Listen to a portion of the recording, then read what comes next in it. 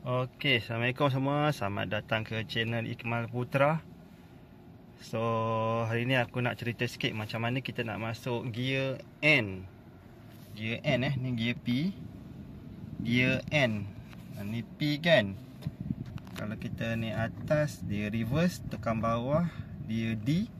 Tekan button tepi ni, dia pergi parking. So, N tak ada. Maknanya kita nak pergi ke gear neutral lah. So macam mana korang nak masuk gear N ni? Sebab kalau kita nak towing kereta, nak tolak kereta tepi jalan ke, ataupun nak naik apa tu yang towing punya kereta tu, so korang kena masuk gear N lah sebab dia nak tarik. Ataupun dia nak tarik lah. So memang penting lah kita kena masuk juga gear N. Tapi kalau tak boleh macam mana?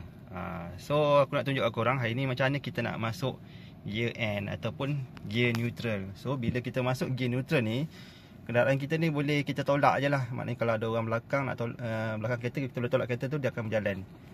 Kalau tak, memang tak boleh. Walaupun dekat sini ada tulis N ni, tapi tak boleh lah. Okay, cara yang aku jumpa lah, tak tahu lah kalau ada cara lain. So first korang pergi dekat screen ni,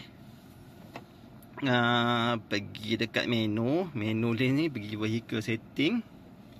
Okey, kemudian pergi my car. Okey, my car, korang akan nampak version semua kat sini.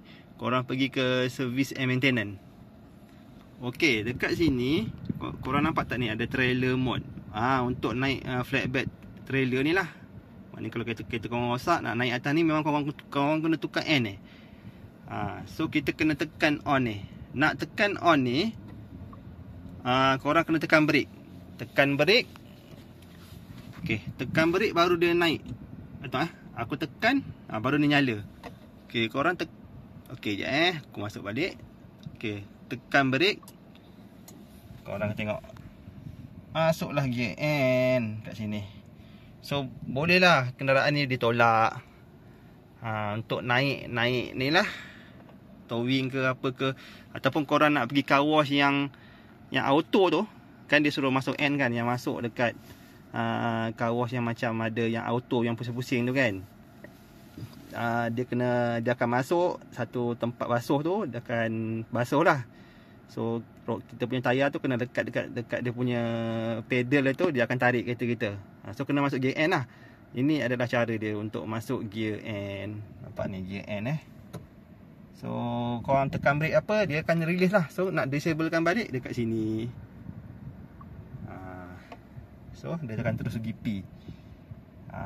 So ini adalah cara dia lah untuk kita masuk gear N. So aku dah kereta aku dah dekat 5,600 lah. So itu je aku nak share kat korang, macam mana cara nak masuk gear N lah. Sebab adalah orang yang tanya dalam aku punya video sebelum ni. So aku cuba share. Padahal mula-mula aku cuba cari kat kenapa ada N kat sini. Aku try tak mahu ada shortcut key ke. Tapi cara yang aku jumpa adalah dekat sini. Dekat sini kita on trailer mode. Okay, itu saja aku nak share kat korang. Untuk mana-mana yang ni, mana-mana yang nak tahulah macam mana cara masuk gear neutral untuk kereta Proton E-Mas 7, kereta EV. Okay, itu dia. Assalamualaikum.